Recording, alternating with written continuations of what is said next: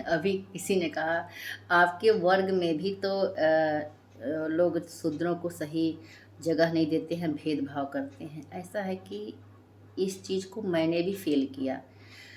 ये परंपरा कब से चलती आ रही है मैं भी नहीं जानती, लेकिन जब मैं बचपन में गांव जाती थी, शहर से जब छुट्टी मिलती थी गर्मी की, तो मैंने देखा था मेरे घर में भी ऐसा चलन था। दादी जो हमारे यहाँ खेत में काम करने वाली शूद्र टाइप के लोग रहते थे, छोटी जात की, तो वो जब हमारे घर आते थे, जैसे आंगन में बैठने के लिए, दुआरे बैठने के लिए, बरामदा में बैठने के लिए, तो उनके जाने के बाद वहाँ जल छिड़का जाता था, गंगा जल।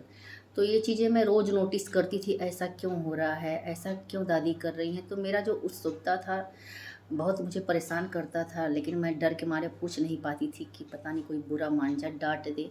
तो फिर इस चीज़ को मैं मम्मी से पूछती थी, मम्मी ऐसा लोग क्यों करते हैं। उन लोग को जाने के बाद पहली बात तो ये भी थी कि जब उन लोग को नाश्ता पानी दिया जाता था तो उनका एक अलग बर्तन निकालते थे, थाली और गिलास।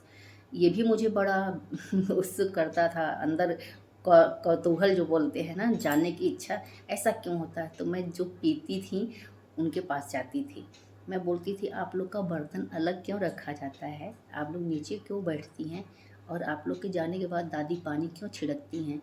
तो कहे बच्ची इस सब हम लोग का धर्म कर्म है, हम लोग छोटी जात में हैं तो हमारे यहाँ ये परंपरा है, हम आप लोग के बिस्तर को छू नहीं सकते, आप लोग के थाली बर्तन नहीं छू सकते।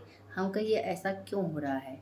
तो बोली तो पुरखों पुरनियों से चलता आ रहा है, क्योंकि हम सेवक हैं और आप लोग के ज़रिए हमारा घर परिवार चलता है, रोजी रोटी चलती है, आपके खेतों में काम करते हैं तो आपके यहाँ से अनाज, पैसा, रुपया, कपड़े वपड़े हमें मिलते हैं। तो ये हमारा जीवन कर्म है और आपका जीवन कर्म है, आप अपने हिसाब से कर्म करते हैं। मतलब कि बड़े बड़े वाला जो अपने कर्म धर्म होते थे वो करते थे, जैसे मेरे बाबा ज्योतिषाचार्य थे, प्रकांड पंडित थे, वो धर्म कर्म के कार्य करवाते थे। और दूसरी बात है सरकारी स्कूल में बहुत बड़े मास्टर, हेड मास्टर भी थे, तो ये इनका कर्म था। तो मैंने सोचा भाई ये रीति रिवाज शायद सामाजिक है, इसमें ज़्यादा मैं कुछ समझ ही नहीं पाऊँगी। वो चीज़ें मेरे अंदर हमेशा रहती थी।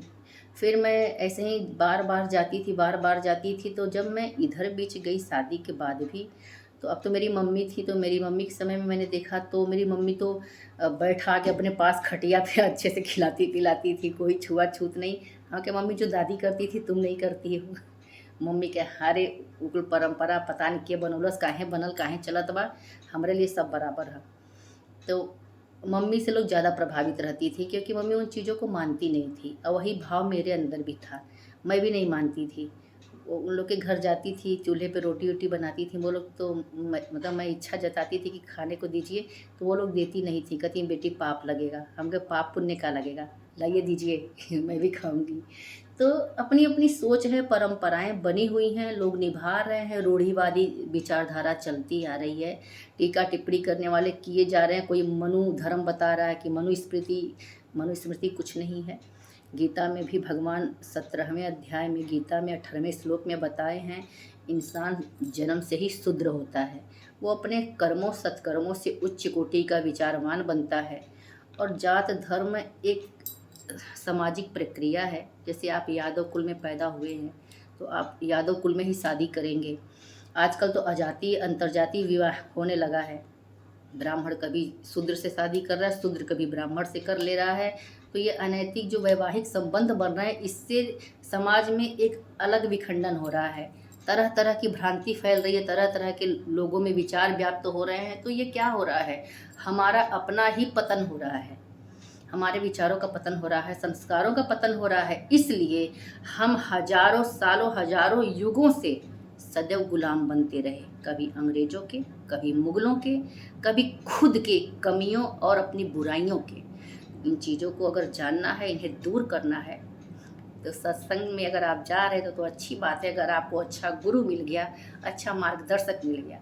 अन्यथा आप स्वयं गीता का पाठ कीजिए, रामायण कीजिए, महाभारत के कुछ ऐसे पर्व हैं उनको पढ़िए, शिव पुराण के कुछ अध्याय हैं उनको खोजिए, पढ़िए, आप आत्मिक ज्ञान कीजिए, आत्मचिंतन कीजिए, सर्च कीजिए, जगह जगह ढूंढिए, आपको कुछ न कुछ सत्यता जरूर मिलेगी।